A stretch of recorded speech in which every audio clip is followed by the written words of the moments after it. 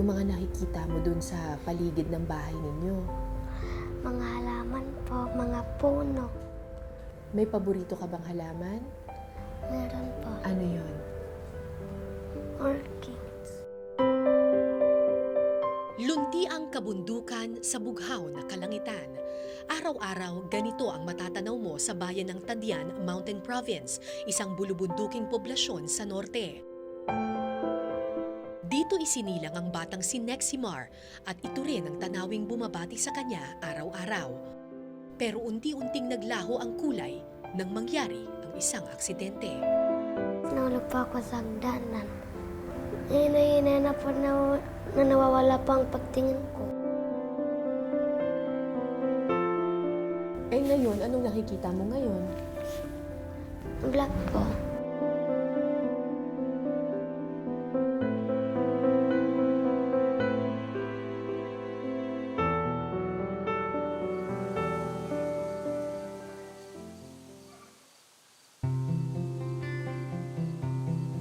Palibhasa'y malayo sa ospital, hindi na agapan ng aksidente ng bata. Lumala ito hanggang naapektuhan pati ang kanyang mata.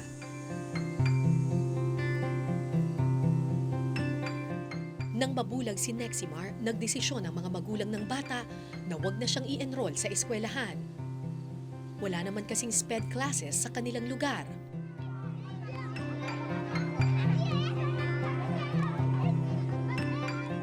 Pero sadyang mapursige ang bata.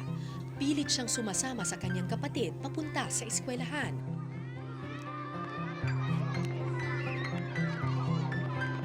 Tatahakin ang mabatong daan at makikiupo na lang sa klase kahit hindi niya nakikita ang mga leksyon sa pisara. How about cakes and biscuit? Can you say your sentence, Neximar? Cakes are sweeter than biscuits. Okay, yes. Very good.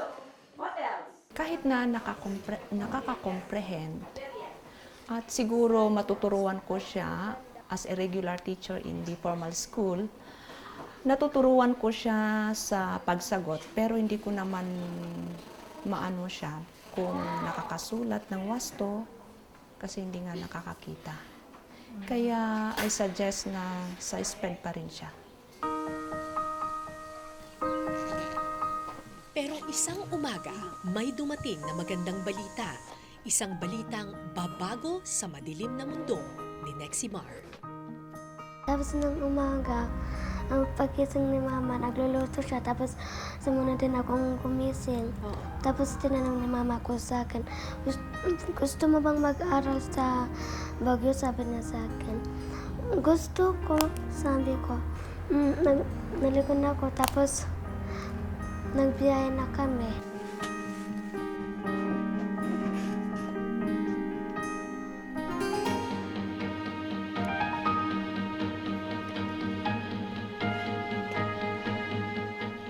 Ang magandang balita ay nanggaling sa Northern Luzon Association for the Blind. Isang eskwelahan na nagbibigay ng libreng edukasyon sa mga batang bulag o visually impaired.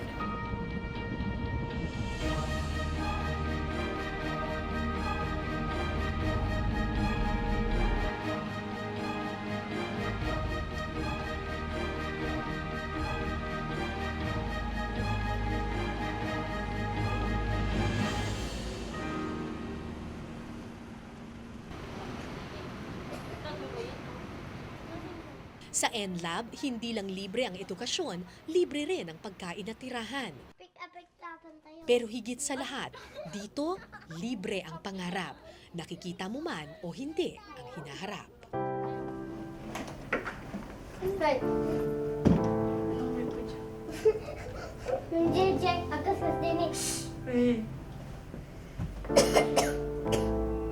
Si Nexi. Si Ate Lexi.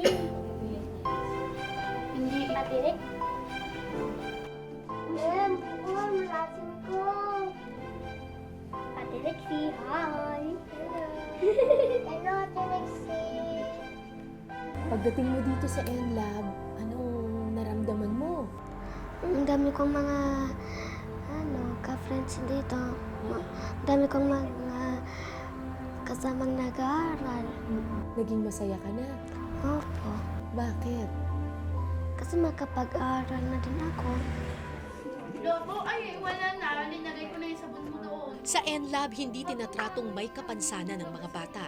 Tinuturuan silang tumayo sa sariling paa, iligpit ang sariling gamit, kumain ng mag-isa, maghugas ng sariling pinggan, at gumawa ng mga bagong kaibigan. Gawin. Yun ang sinasabi namin sa pet. Don't consider them as useless, inutil. Kaya nilang gawin yung kayang ginagawa ng normal na tao. Kaya lang, tatuhin nyo silang tao. Huwag nyo silang tatuhin estatwa o robot o inutil. Kaya ito dito, the moment they wake up, they fix their bed. They take a bath. They On their own. On their own.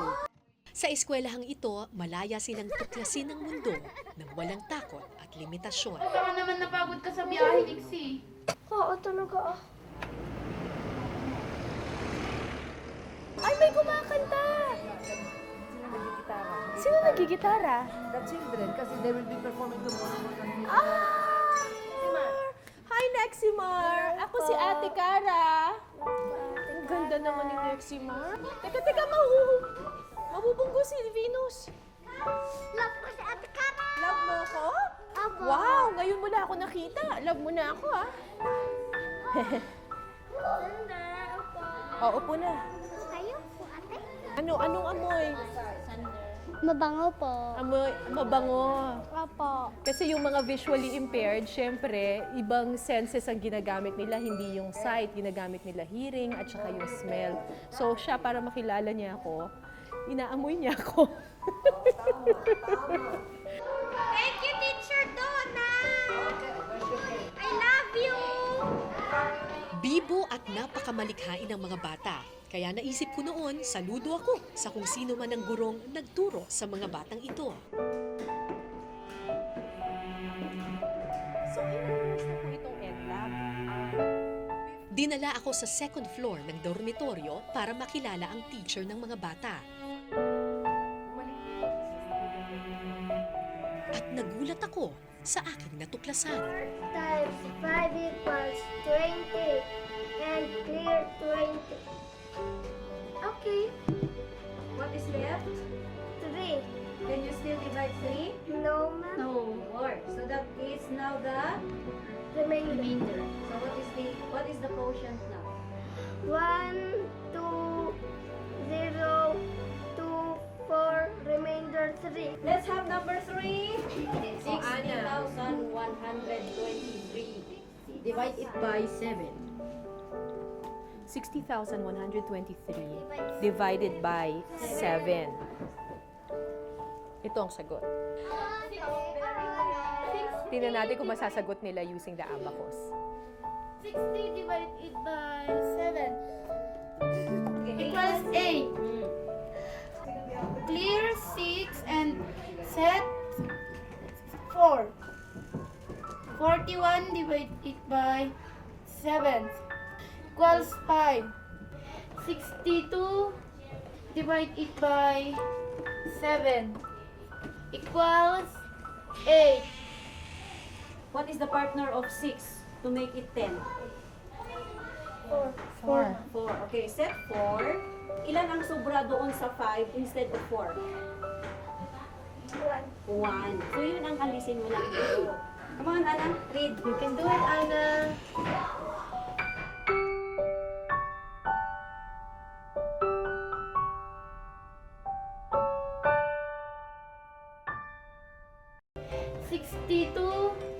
Divided by 7 equals 8. What is the partner of 6 to make it 10? 4. 4. Is that the next dividend? 60? 63 divided by 7 equals 9. And what is the answer? 63. 8,589. Everybody have the same? Yes,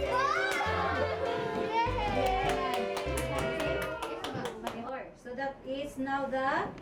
Remainder. So what is the... Tulad ng mga batang kanyang tinuturuan, bulag din si Teacher Martha.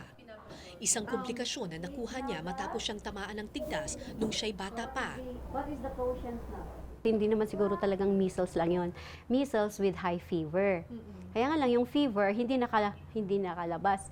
Kaya yung doon dito sa eyes lumabas yung pressure. Kaya yung eyes ang nadali. Let's first review. Describe nouns and or Dahil hindi palaganap ang mga special education schools noon, hindi ipinasok sa paaralan si Martha. of nouns. Can you still remember? Nung mga 9 years old ako, maalala ko na parang nagtampo ako. Siya lang ang pinapunta niyo sa paaralan. Sige, mag-aaral din ako balang araw, sabi ko. Ganon. Na umiiyak, ganon. Nainggit ako, gusto ko ring mag-aral. Pero wala akong magawa. 13 years old na si Martha nang una siyang makahawak at makabasa ng libro. At mula noon, kumapit na siya sa kalayaang hatid ng edukasyon. Sa kabilang kwarto, matamis na musika naman ang aking narinig. Tapos, mag-move backward slide kayo, C sharp minor.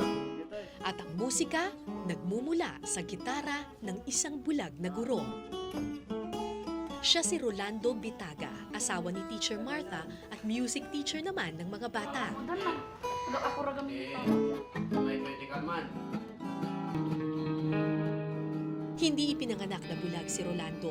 Normal ang paningin ng kanyang dalawang mata noon. Binata na si Rolando nang tuluyan siyang mabulag. Nangyari ito matapos ang isang operasyon, kaya ganun na lang ang kanyang lungkot at panghihinayang. On the first days or first week, biniblame ko yung pagka-opera ng left eye ko na hindi ba alam ng doktor yun? Namimiss ko lang yung mga colors, ganun, yung liwanag, the speed to do something or to go wherever I want to go. Mas madali noon, pero nung nawala na, yun na, parang ano na yung paa mo. Parang kinokontrol mo na kasi para baka mahulog ka, baka mabunggo ka, yun. Akala ni Rolando katapusan na iyon ang kanyang mundo. Pero nagbago ang lahat nang makilala niya ang NLab.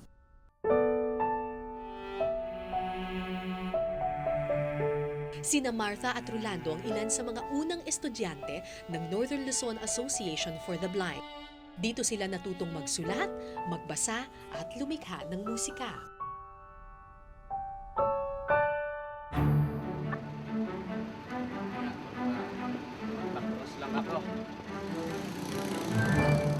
At kung dati takot na takot si Rolando na gumala at tuklasin ang mundo, ngayon, kahit hindi siya nakakakita, kayang-kaya niyang maglakad, tumawid ng kalye, at bumiyahe ng walang takot. Sa tulong ng edukasyon, natuto silang mangarap muli. Gusto kong i-remind o kaya malaman ng mga visual impaired person na katulad ko na they can do whatever they want as long as they really the dream or they have the ambition and they have the confidence and determination talaga. NLAB maintains the livelihood. Makalipas ang ilang taon, parehong nagtapos ng kursong BS Education sina Martha at Rolando. Ayan o. Adjective. At ang biyayang natanggap nila noon, ang siya namang ibinabahagi nila ngayon. Artist room. Bigger several. That is my way of thanking the Lord and serving the Lord by serving my co-blind na mga bata. At saka thanking those people whom God used as His instruments para maging makatapos ako kahit papaano. Dahil sa inspirasyon ni na Martha at Rolando, natuto na ring mangarap ang kanilang mga estudyante. Sa buong mundo, sinong pinaka-idol mo? Sa Mama Martha po, sa pagtuturo. Bakit idol mo si Ma'am Martha? Kasi mabait po siya. Kung may hindi kaming naiintindihan na lesson, translate ng mabuti, tinuturo niya. Mga anak, matulog na kayo. 8 o'clock na. Hingi muna. Tanya. Akala ko buong-buo na ang pagtanggap ni Neximar sa kanyang kalagayan. Pero pagsapit ng gabi, sa katahimikan ng pag-iisa, sa panahong walang ibang kausap kundi ang ating lumikha, may ibinubulong na hiling ang bata. Sabi ko po na sana po bumalik ang dati kong pagkakita.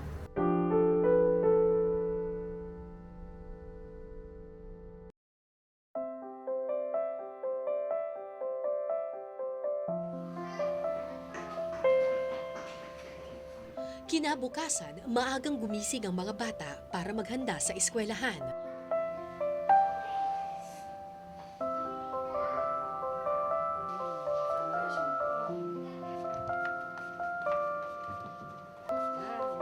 Kabisado na nila ang buong silid, kung saan nakalagay ang kanilang damit, ang kanilang sapatos at iba pang gamit. Alagayin sila pag-una, hanggang sa pagtutbrush, pagligo. Morning! Get your king! Because of lots of patience, kailangan siyempre yung pagmamahal mo sa kanila. Kung walang pagmamahal, kahit pasensyoso, kung hindi mo sila mahal, baka, alam mo, baka kulitin mo. Kasi mga bata din yan eh. Yes, sir! Ay, Sos! Nalipatak di bed ko! Nalipatak di bed mo. Magdamat ito, ay bed ko! Meron ka pang jacket, darling! Jacket! Jacket! Sige ba? Bakit? Ah! Naku, Venus! Ala! Nakukawan! Hindi, diretso! Diretso! Ito rin mga bata, mahirap ka o mayaman. Basta nabigyan ng tamang pag-aaruga. Sa Pag-aaral simula. Sa bata, sa simula, they can be on their own.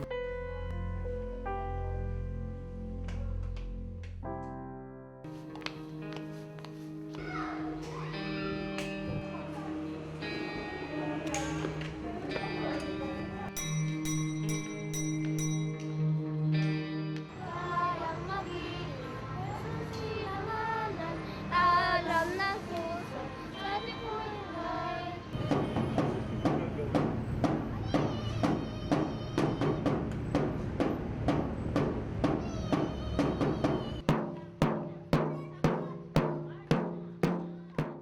Pagkatapos, diretso na sila sa kanilang klase. Good morning, Wilfred! Good afternoon. Tapos na wala. Hindi pa tayo nagsimula. Tapos ka na. Kelly, open your books on page 69. Lexi, can you read the paragraph 2? A painting of the beautiful sunset at Manila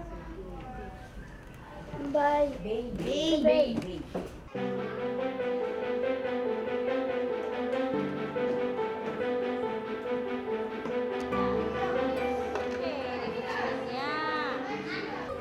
Dito sa NLab, tinuturuan nila yung mga bata. Hindi lang ng mga motor skills nila, pero pati na rin yung mga gawaing bahay. So ito, halimbawa, pagsasampay, ginagawa nilang parang in the form of a game para mag-e-enjoy yung mga bata.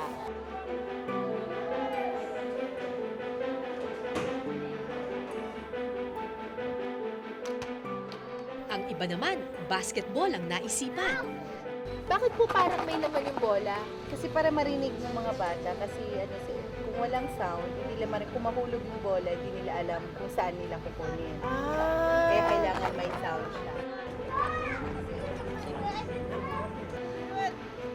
Wow!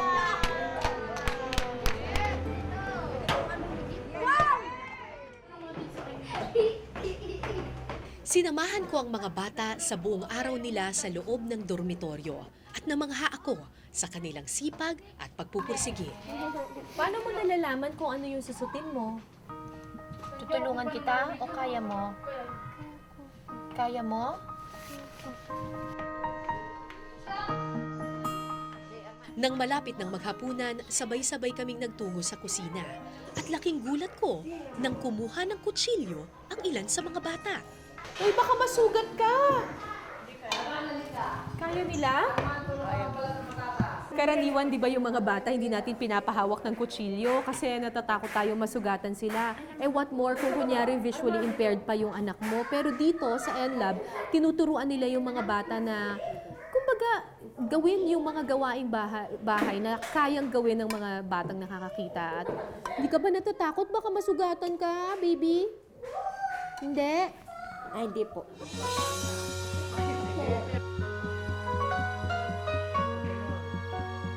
Ang pinakamagaling magtalop ng patatas, si Neximar na anak ng isang magsasaka.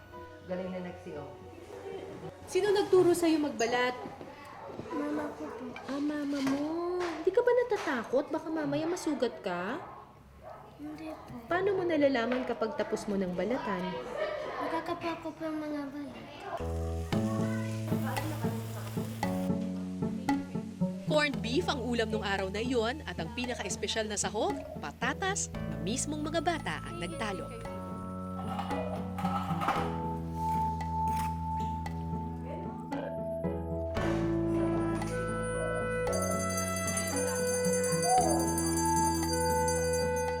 Hindi ko namang sasabihin na everything that the sighted can do, we can do. Hindi naman, hindi. Meron kaming magawa naman na hindi naman kami yung hindi naman talagang useless. Don't take pity on us or do not pity us, but instead give us the opportunity and chance to do what we can.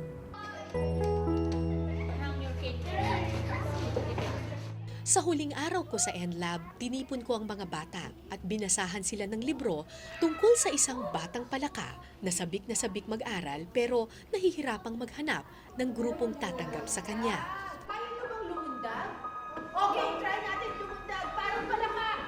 1, 2, 3. Hindi man nila nakikita ang mga litrato sa libro, pinagana namin ang aming imahinasyon at pinuno ang kwarto ng iba't ibang tunog. Sumama naman si Okaka sa mga ibon. Isa lang ang naisip ko nung mga oras na iyon. Hindi mo kailangan ng mata para makapagbasa at hindi mo kailangan ng paningin para makita ang kulay ng mundo. Tapos na! The end!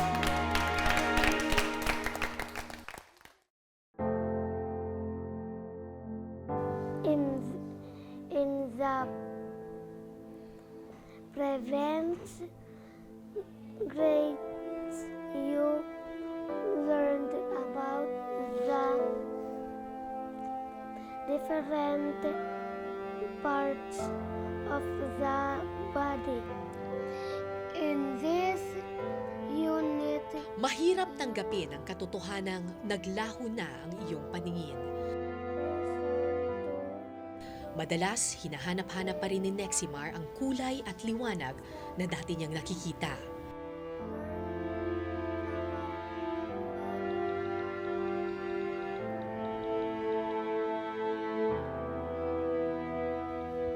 Pero matapos niyang makilala sina Teacher Martha at Sir Rolando, sa tulong ng NLab, nalaman niyang posibleng mangarap kahit hindi mo nakikita ang hinaharap. Ano yung pinipray mo kay Papa Jesus? gusto pa kong magiging teacher. Ah, gusto mo maging teacher? Apo, kagaya po kay Ma'am Martha. Bakit? Bakit gusto mo maging teacher? Para maturan ko din ng mga bata. Nabulag. Opo.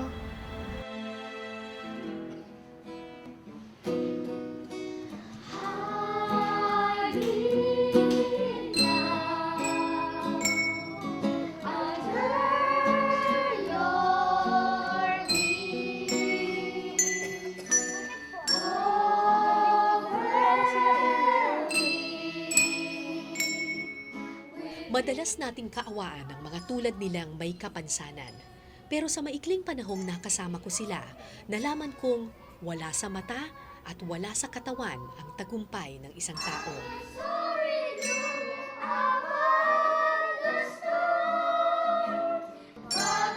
Ang lahat ng pangarap ay isinisilang sa ating puso. I will be still and know you are God. At hindi bulag ang puso.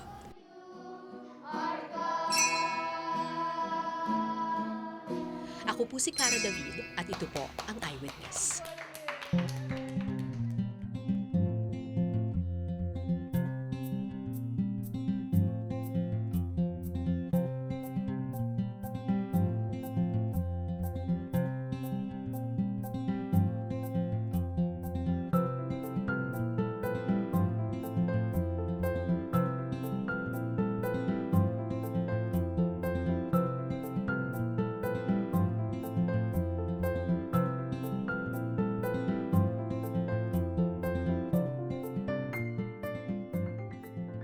Maraming salamat sa pagtutok ninyo sa Eyewitness mga kapuso. Anong masasabi ninyo sa dokumentaryong ito? I-comment nyo na yan. Tapos mag-subscribe na rin kayo sa GMA Public Affairs YouTube channel.